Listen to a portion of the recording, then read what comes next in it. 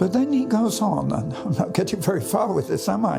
In verse 6, because he says, and it's this question of asking God, and it's very important the way he puts it.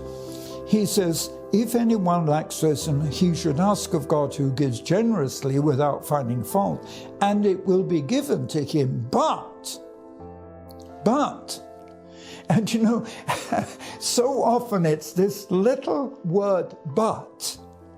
When he asks, he must believe and not doubt. You know, I'm really touched by this. Here he says, because he who doubts is like a wave of the sea blown and tossed with the wind, and that man should not think he will receive anything from the Lord. James calls him double-minded, unstable. But you know, I'm reminded of something, of course, when I talk about faith, and I will be expanding faith later on in this series, because to me that's vital. But, you know, I'm always very interested in Mark 11, where, you know the story, they're on the Mount of Olives, and Jesus sees the fig tree, and there's no fruit, just leaves. He curses it. The next morning, they come back, and Peter, always outspoken, is the first to say, Lord, what happened to the tree? He wasn't expecting to see the results so quickly. It was dead. And Jesus doesn't really answer that side of it. But what he says, now this is important because I want to compare it with what we've got here. What Jesus says in Mark 11, as repeated in Luke, is, whatsoever you say, if you believe in your heart and don't doubt, you will have what you say. And then he elaborates a bit further by saying, if you will say to this mountain, be cast into the sea, and not doubt, that mountain will be cast into the sea. So here we've got the evidence that faith itself, the gift of faith expressed when we speak, will only actually happen if we don't doubt. And the problem is that this is where perseverance comes in. We have to persevere. We have to go on. We have to be strong. Because if you quit, if you give up, you don't get what you're starting out to do. I mean, I don't know what would have happened to me when I got 9 of us going to Jerusalem, and the others had paid, you know. I wasn't paying for them, we all paid. And they had, in faith, contributed towards the cost of this expedition in the hope we'd get there.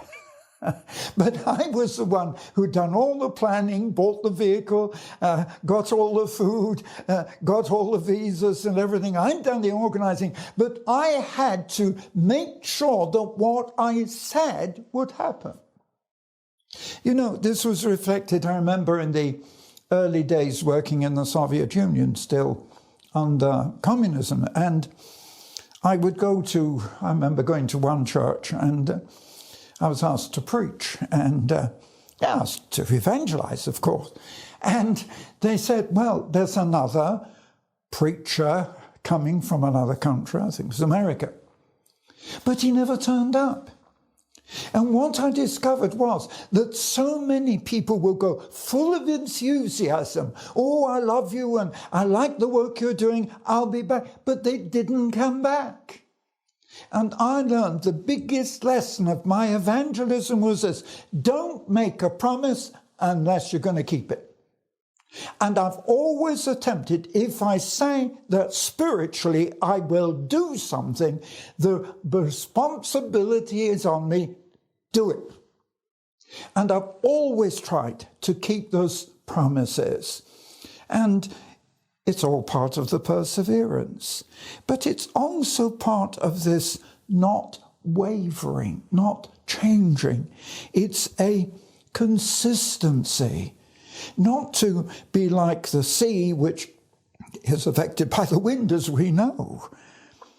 Because in verse 7, it's very clear where he says, that man who is not consistent should not think he will receive anything from the Lord. A double-minded man is unstable. Let me pass on just quickly, because it then goes on to speak of the difference in the church of let the brother of low degree rejoice, he's exalted, but the ones who are rich, those that are higher, that they are brought down. Because it says here in verse 11, the sun is no sooner risen with a burning heat, but that springs up too quickly, like a flower, falls and perishes and dies. And so also the man who's dependent on his wealth or on his position will be exactly the same. Blessed is the man that endures temptation.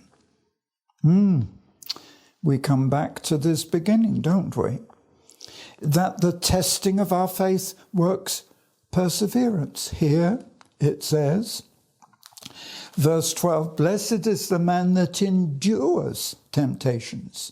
For when he's tried, when he's tempted, when he's brought to judgment, he will receive the crown of life which the Lord has promised to those that love him.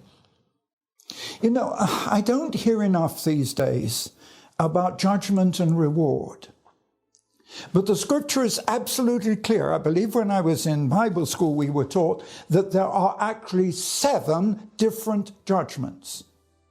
But the scripture is clear that whether we're Christian or unbeliever, every man must appear before the judgment seat of Christ to be judged on what he has done. Unbeliever to condemnation, believer, hopefully, the crown of life. And you know, this is part of it. There are several crowns. There's the crown of life. There's the soul's winner's crown. I won't go into all the details of the crowns that we're promised. But we are clearly promised a reward for those of us that don't quit, don't give up, but finish the job that God has given us. And then that's the promise given. That's what I'm anticipating. I'm waiting for my reward in the kingdom. I don't get my reward down here. I'm not a wealthy man. No, I live comfortably. That's how we should be. But then it goes on to say, verse 13, let no man say when he's tempted, I'm tempted of God, for God cannot be tempted with evil. But in verse 14, every man is tempted when he's drawn away of his own desire. And that lust, when it's conceived, brings forth sin. And sin, when it's finished, brings forth death. Don't go from the truth. Verse 17, every good gift and perfect gift is from above and comes down from the Father of lights, with whom there is no variableness, neither shadow of turning. God never changes. God never changes. Constant and consistent from beginning to end. Let's be like that. God bless you, and I'll continue next time.